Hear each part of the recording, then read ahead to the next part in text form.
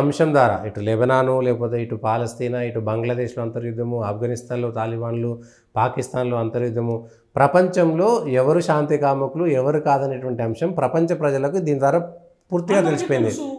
ఈరోజు మరొకసారి ఎక్స్పోజ్ అయిపోయింది. గల్ఫ్లో రాచరికపు దేశాలన్నీ దీన్ని అంగీకరించే అణచివేస్తున్నాయి. అవును, సౌదీ అరేబియా స్పష్టంగా ఉంది, ఎవడైనా తీవ్రవాదం, ఐసిస్, స్టూడెంట్ ఇస్లామిక్ మూవ్మెంట్ ఇట్లాంటి పేర్లు ఎత్తితే వాడిని ఉరి తీసేస్తున్నారు. అవును, సౌదీ అంగీకరించట్లా, ఖతార్ అంగీకరించట్లా, ఒమన్ అంగీకరించట్లా, యుఏఈ బహ్రెయిన్ లాంటి దేశాలు కూడా ఇవన్నీ ఏవి అంగీకరించట్లేదు. అటువంటి పరిస్థితుల్లో వాళ్ళు తెలుసు దీనికి నేను అవకాశం ఇస్తే ఏం జరుగుతుంది. ఇప్పుడు యెమెన్ ప్రజాస్వామ్య దేశం, ప్రజాస్వామ్యంగా ఎక్కడైతే ఇటువంటి రాచరిక వ్యవస్థలు లేవో, ఇప్పుడు జోర్డాన్ లో రాజు, ఎక్కడైతే రాచరిక వ్యవస్థలు లేవో ప్రజాస్వామ్యం ఉందో అక్కడంతా అలజడి ఉంది. సిరియా తీసుకోండి, లెబనాన్ తీసుకోండి, తర్వాత యమన్ తీసుకోండి, ఈరోజు బంగ్లాదేశ్ తీసుకోండి, పాలస్తీనా తీసుకోండి, పాకిస్తాన్ తీసుకోండి, ఇరాక్ తీసుకోండి, ఇక్కడంతా కూడా ఇరాన్లో ఒక రకమైన నియంతృత్వ వ్యవస్థ అయినా ప్రజాస్వామ్యం. ఈ దేశాలు ఎక్కడ కూడా శాంతిగా లేవే. ఎందుకు లేవు? ఇక్కడ ఏమైనా హిందువులు ఉన్నారా, బౌద్ధులు ఉన్నారా, క్రిస్టియన్లు ఉన్నారా? లేరు. మీరే కొట్టుకొని వస్తున్నారు. ఈ దేశాలలో ఇంత అశాంతి కారకులు ఎవరు? ప్రపంచ ప్రజలకు తెలిసిపోయింది. తగాదాలే అక్కడ అశాంతికి కారణం. ఎక్కడైతే రాచరికం ఉండి గట్టిగా అణిచివేస్తోందో అక్కడ ఇబ్బంది లేదు. ఎక్కడైతే ప్రజాస్వామ్యం అంటే మీ ప్రజాస్వామ్యాన్ని పరిరక్షించుకునే వ్యవస్థలు ఏవైతే ఉన్నాయో అవి సరిగ్గా లేవు. అంటే మీకు ప్రజాస్వామ్యం అంటే గౌరవం లేదు, ఇష్టం కూడా లేదు. బంగ్లాదేశ్ లో జరిగిన పరిణామాలు ప్రజాస్వామ్యబద్ధంగా ఒక ఉద్యమం జరిగినప్పుడు దానికి పరిష్కారం లభించినప్పుడు అది ఆటోమేటిక్ గా విత్డ్రా కావాలి.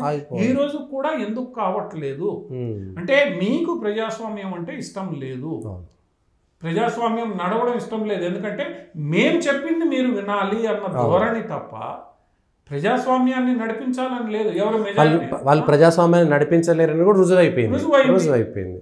ఇప్పుడు ఆ పరిస్థితి వచ్చే ఈజిప్టు, లిబియా వీటన్నిటిలో ఈరోజు మళ్ళా ఒక రకమైన వ్యవస్థలు ఏర్పడ్డాయి. వీళ్ళందరినీ నిషేధించారు. అక్కడ ఆఫ్రికాలో ఉన్న దేశాలన్నీ కూడా నిషేధించాయి, చాలా తీవ్రమైన కఠినమైన చర్యలు తీసుకున్నాయి.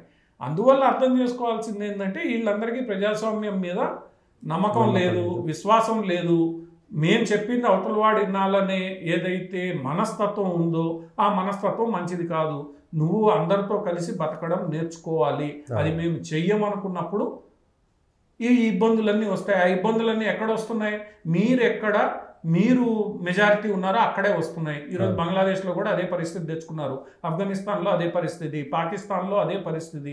పాకిస్తాన్లో ప్రజాస్వామ్యం మనడం లేదు, ఆ ప్రజాస్వామ్యం ఉందని సైన్యం చూపించే ప్రయత్నం చేస్తాం తప్ప అక్కడ ప్రజాస్వామ్యం లేదు.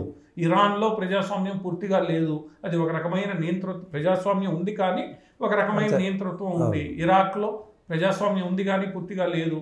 అందువల్ల ఇవన్నీ ఏంటంటే అర్థం చేసుకోవాల్సింది, వీళ్ళు ప్రజాస్వామ్యానికి వ్యతిరేకమా లేదా మిగతా కమ్యూనిటీస్ వ్యతిరేకమా? మేము చెప్పింది అవతలవాడు వినాలి అనేది ఎందుకు?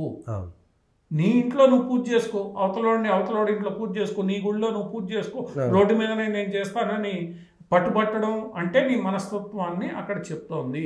ఈ రోజు యూరోప్ లో జరుగుతున్నది అదే, బంగ్లాదేశ్ లో ఈ రోజు హిందువులు రోడ్డు మీద రావడానికి కారణం అదే.